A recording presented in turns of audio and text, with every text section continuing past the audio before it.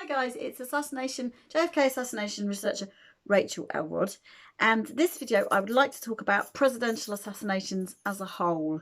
And the reason that I want to do that is there's a couple of reasons why I want to do that. The first thing I need to say is I'm going to try and upload this to Richard's YouTube. For those people who are not aware, my lovely Richard sadly died on Christmas Day, leaving me absolutely devastated, bereaved. And I made him a promise that I would continue with our research. And so I will I'm just going to keep on going. So this video, I want to talk about the presidential assassinations. And I want to do that because I tried to find his video online for my own records, but I couldn't find it. So I need to make this video again. So it's up and it's out there. And because the reason that I was trying to find it is because I've been contacted by another historian researcher, and we very possibly are going to put a book together about the bigger picture, about how these two assassinations link together, and a lot of sidewaysy information to fill in a lot of the gaps. And hopefully we're going to make some great progress. So I'm going to use Richard's notes and just tell you what it is that was in his mind, and I'm going to fill in where I can, if I can. Okay, so here we go. Okay, right, so the Lincoln assassination, we know that happened on April the 14th, 1865.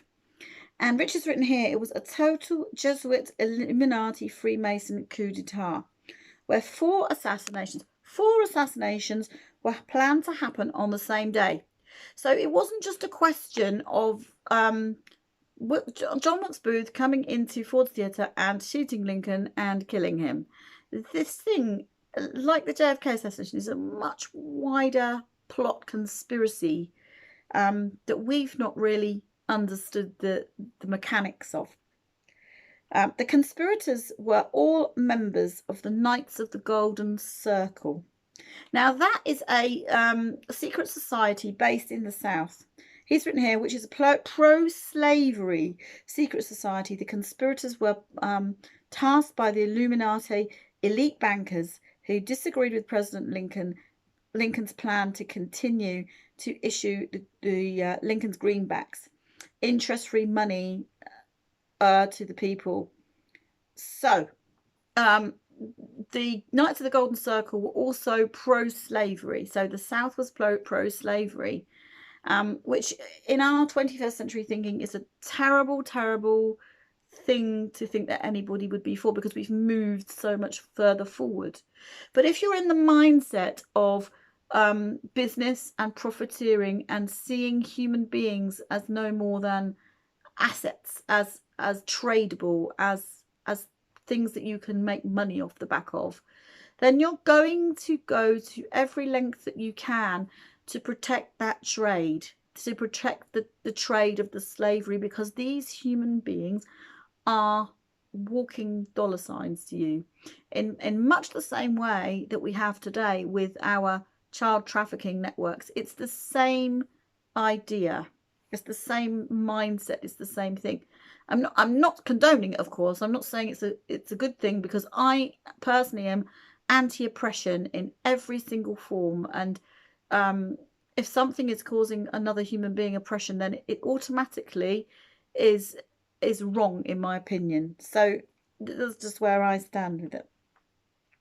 Okay, so just 5 days after Lee surrendered to Grant on April the 9th, 1865, a four-pronged assassination attempt where John Wilkes Booth was to kill Lincoln with a derringer, Lewis Payne stabbed Secretary of State Stewart, Michael O'Loughlin was to assassinate General Ulysses S. Grant, and George Atzerodt was to assassinate Vice President Johnson. So can you see already we've got this plot together? This does not come through one or two guys planning this out. This is a huge deal, because basically this group, which I believe now was from the Knights of the Golden Circle, secret society attached to the Freemasons, are absolutely dead set on taking out the new government, the new the new regime, the new ideas, because they want to have the South. They want to have the South bigged. They want to have it. They want to have slavery. They want to have the things they've always had. Okay. Many of the conspirators were Jesuits and Freemasons. Yes. Freemasons. Yes. Okay. So, Richard and I talked about the propensity to kill presidents, and we were looking at it in context of our research, which tells us that Jackie Kennedy killed JFK at close range, up through the left side of his head, in the back of that limousine. Because really and truly, when you stop and think about it, everything else aside, the only way that you can absolutely 100% guarantee a kill shot is to do it up close and personal. Absolutely guaranteed. The killer has to be next to the victim. And that occurs in 99% of all murders. That the victim is the closest, or the perpetrator is closest to the victim at the time of the death. It's just the law of the way it goes, isn't it? So why would it not be any different in this situation when they wanted to have a guaranteed kill? JFK had to be dead by that underpass. So if you're going in with that idea and that outcome and that objective, you have to ensure guaranteed, 100% guaranteed that it's going to work. You can't do that if you've got long distance shooters. You can say that you can have that from behind, from the school book depository. You can say that you can have that from the knoll, but you don't know in the moment if it's going to work. What if something goes wrong? So what if somebody gets in the way? What if you can't, you just miss your target? What if the person falls away or ducks, or something happens, or you lose your nerve from a distance, or the shot goes wide? You cannot guarantee it, but up close and personal, up here, yes you can. Yes you can. Okay, right, so okay, Lincoln himself, April the 14th 1865, he was a target sitting stationary, and the range was 6 inches, and that was successful. And that was done with a Derringer pistol, John Wilkes Booth, assassin. And then we have James Garfield, President Garfield, July the 2nd 1881, and the target was walking at 3 feet distance, and bulldog revolver pistol was used. And I can't read his writing. Charles Guiteau, I think it is. Can't read his writing. And that was a successful hit. Garfield died. Next president to be killed was William McKinley, September the 6th, 1901. The target was walking. Range was 6 inches. Successful. 32.32 caliber Johnson revolver pistol. The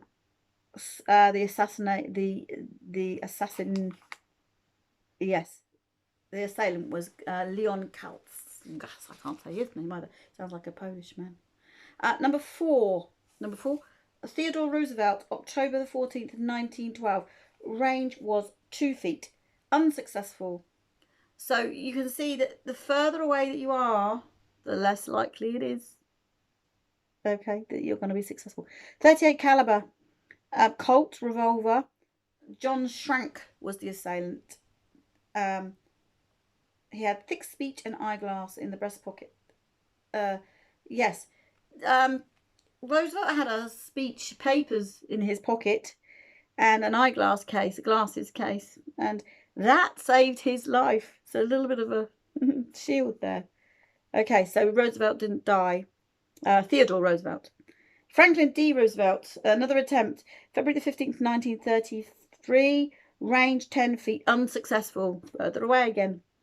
32 caliber. The assailant was Zangaria. Okay, Robert F. Kennedy, we know about RFK. June the 5th, 1968, range 1 foot. Successful 22 caliber pistol.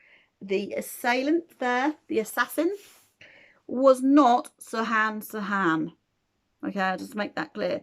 The assailant there was, the killer there was Thane Eugene Caesar, who was a CIA security guard. And Sahan is still in jail, and in my opinion, he's had his entire life in jail. Should be rectified forthwith. Ronald Reagan, March the 30th, 1981, range 15 feet. Unsuccessful. Reagan survived that. A bone revolver pistol, John Hinckley Jr. did that. And William Taft, okay, William Taft, he was in 1909. The assassin was disarmed in that case, unsuccessfully killed there. He wasn't killed. We've got, let's just see, Andrew Jackson, 1835. Okay, January the 30th, 1835, range 6 foot. The gun misfired. It was unsuccessful as an assassination. In fact, 2 pistols, both of them misfired, which was handy. Richard Lawrence was the assassin there. Gerald Ford, there were 2 attempts on Gerald Ford. September the 5th, 1975, over range at 2 feet, misfire, unsuccessful. M1911 pistol, and the assassin there was Lynette Squeaky Frome. Now, if you know what I know, you will know that Squeaky Frome is a member of the Manson clan. Now, isn't that interesting? Isn't that interesting? Because Manson and the rest of the people that actually had committed the murders at the Tate LaBianca murders were certainly in jail at this time. So Squeaky Frome, who was she with? Who was she working for? Was she trying to appeal to Charles Manson behind bars? I don't believe that she was doing that of her own regard. Definitely not. Gerald Ford again, 1975. They tried again a few days later, 22nd of September. Range of 40 feet. 2 shots missed. Unsuccessful. .38 revolver. Sarah Jane Moore, assassin. Almost undoubtedly, these 2 ladies were together in this plan. John Lennon. December the 8th, 1980. Range of 6 inches. Successful. We know he died. Well, we know that the assassin there was not who they told us it was, and in actual fact, the assassin was Jose Panamo, and he was a ex-CIA.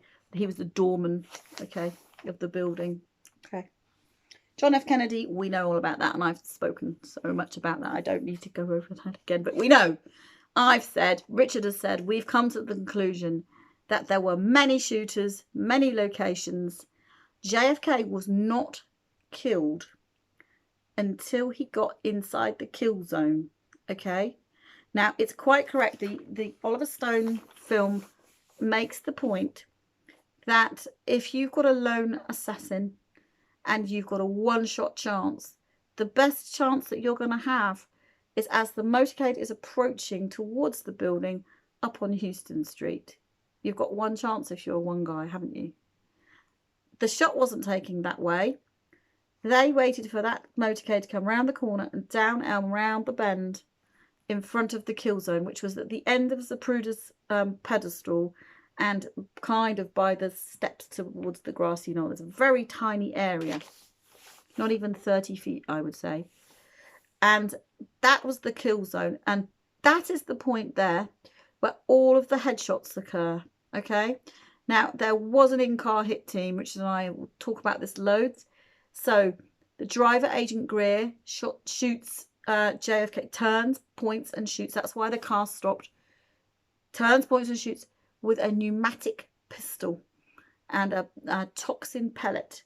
Okay. And it hits here. In the head here, right by the hairline.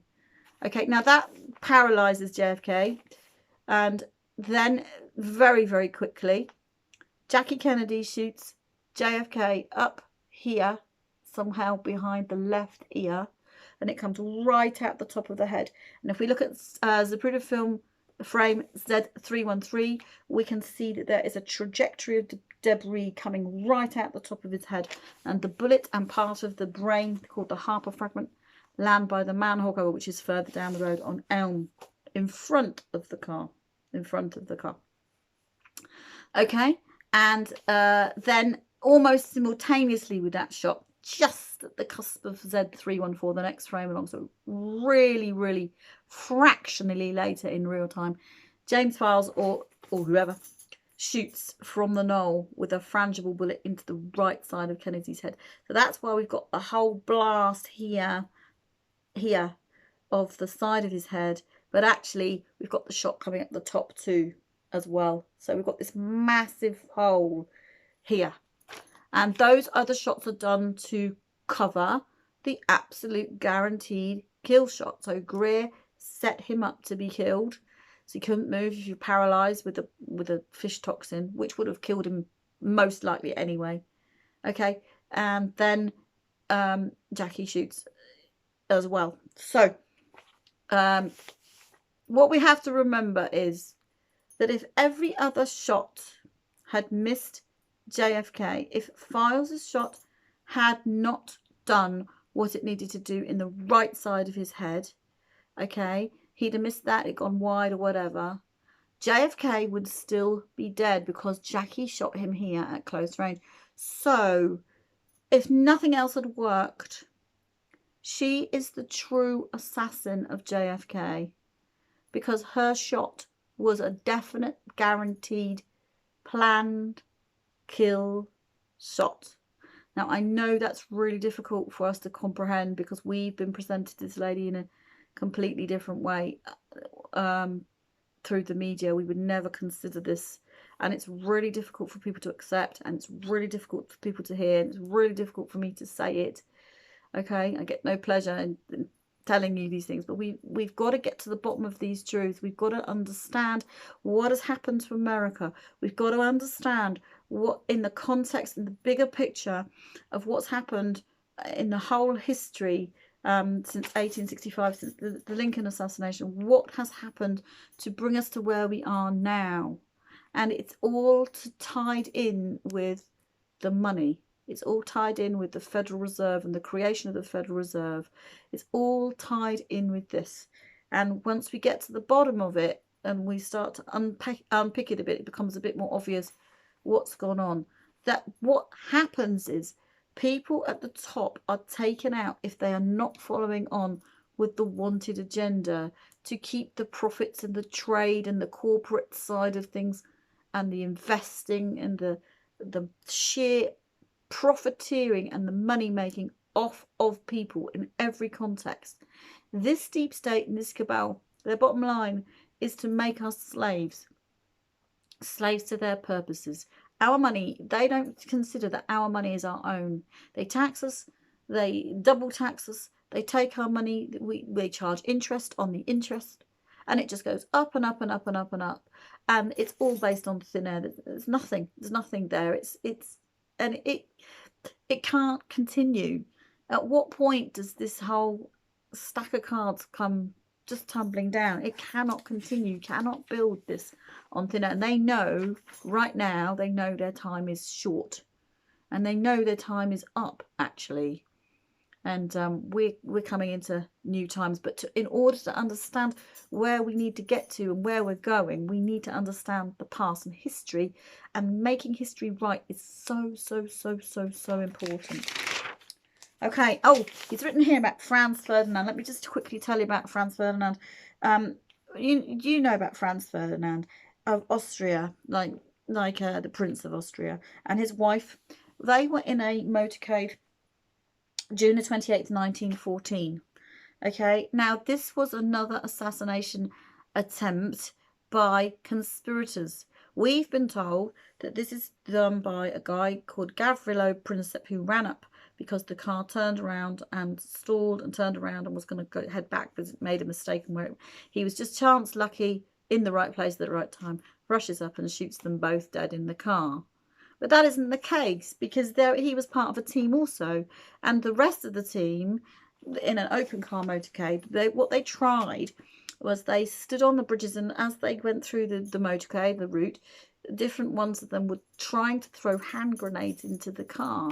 Well, that's never going to work. The potential for missing the car, not getting a hand grenade to fall in the car as it goes underneath, huge. So they had Gavrilo Princip right at the end of the motorcade where the car turns around, which may be something to do with the driver knowing that he was to do that. I don't know enough to know that for sure. I'm not sure that it was chance lucky. What I'm saying is I think that actually did happen, that the driver wasn't turned around and Princip was in the right place at the right time and shoots them both. Okay, now here's the interesting thing. Jackie Kennedy's sister, Lee Radziwill, was married to Prince Stanislav Radziwill. Okay, now Stanislav Radziwill is related by marriage to Franz Ferdinand. Now, isn't that interesting? Because history repeats and repeats and repeats, and they learn from one thing and they try to modify it and do it a different way the next time to make it work a bit better. There's not much creativity going on here. Okay, here's a plan. We'll just tweak it a bit and make it work next time, because we've got the model, we've got the plan. Didn't quite work how we wanted it. We'll make it better next time. And this is how they think. There's nothing new under the sun. There really isn't anything new under the sun. Okay. Yes, he's written down here what I've just told him. Gavrilo Princip with a semi-automatic handgun outside the car. Both Franz Ferdinand and Princess Sophie, she was pregnant, shot dead in the backseat of the car. And the reason that the wife was killed. Here is the reason that the wife is killed. Because she is the closest one to the events. She, if she lives, has the capacity to say, we were under attack. I saw this guy and this guy and this guy on the bridge. They tried to throw hand grenades into the car. So she's the first hand closest witness. Okay? And she potentially, if she's nothing to do with nothing, will tell any investigation exactly what she's seen and heard. Now, let's think about that in terms of the Kennedy assassination. Jackie was the closest witness. If she's nothing else, she was the closest witness. And she was allowed to live. So she has the potential then to see and hear everything that went on. So here's the first question. If that's the case, she's nothing to do with nothing. Why is it that she's never questioned by the FBI or even the Dallas police that same afternoon, okay, for her observations? No statements whatsoever that weekend. Nothing. She gave 8 minutes deposition to the Warren Commission. And when she did that, she talked about what she'd read in the papers. I mean, how ridiculous is that? She's the closest witness. She knows more about it than anybody else. I mean, it just, can you see what I'm trying to say? It just stinks of a woman who is super involved here and trying to cover her tracks and have everybody cover her tracks for her.